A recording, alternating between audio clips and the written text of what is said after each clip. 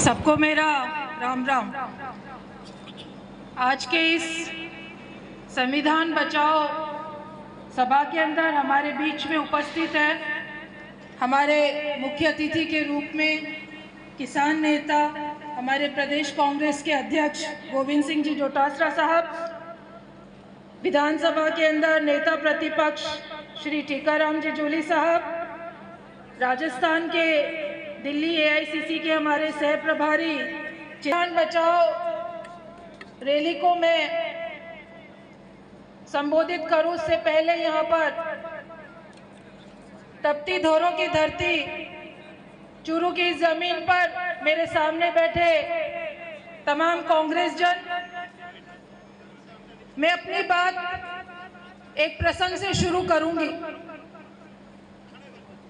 संविधान के जनक, संविधान के निर्माता बाबा साहब अम्बेडकर से किसी ने पूछा कि संविधान कैसा है।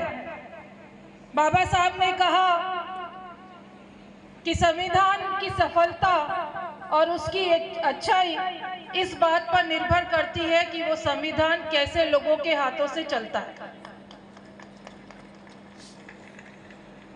आप लोग देख रहे हैं साथियों, 10-12 साल से देश के अंदर जिस सरकार का, जिस पार्टी का शासन है, संविधान का मखौल बनाकर उन लोगों ने रख दिया है। आज मैं चूरू जिले के प्रभारी होने के नाते लोकसभा में हमारे नेता राहुल जी साहब, अखिल भारतीय कांग्रेस कमेटी के अध्यक्ष मल्लिकार्जुन खड़गे साहब और हमारे राजस्थान प्रदेश कांग्रेस के अध्यक्ष गोविंद सिंह जी डोटासरा जी का संदेश लेकर और उनका एक सपना लेकर आप लोगों के बीच में आई हूं।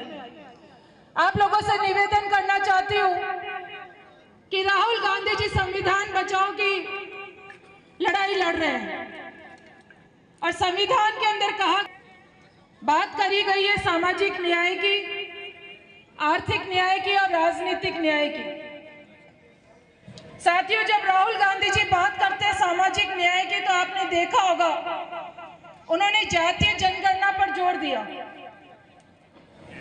और जातीय जनगणना को उन्होंने लोकसभा में कहा कि अगर बीजेपी की सरकार जातीय जनगणना नहीं कराएगी तो कांग्रेस की सरकार आकर जातीय जनगणना कराएगी, क्योंकि बिहार के चुनाव नजदीक है।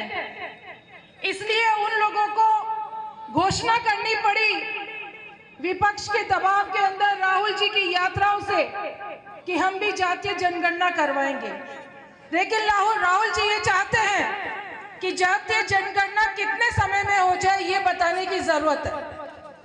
दूसरा, सामाजिक न्याय के अंदर राहुल जी बात करते हैं हमारी जो शैक्षणिक संस्थाएं हैं, सरकारी शैक्षणिक संस्थाएं हैं, उनमें तो एसटी, एससी और ओबीसी को आरक्षण है, लेकिन गैर सरकारी संस्थाएं हैं उनके अंदर एसटी, एससी और ओबीसी को आरक्षण नहीं है। उनकी ये मांग है कि गैर सरकारी शिक्षण संस्थाओं में भी इन लोगों को आरक्षण दिया जाए।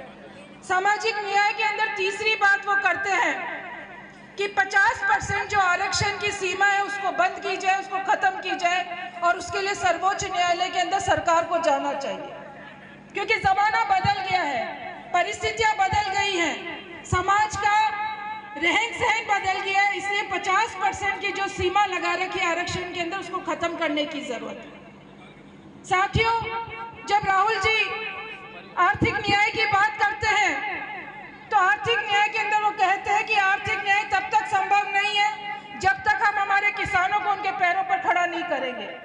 जब तक स्वामीनाथन की रिपोर्ट लागू नहीं होगी आर्थिक न्याय संभव नहीं है।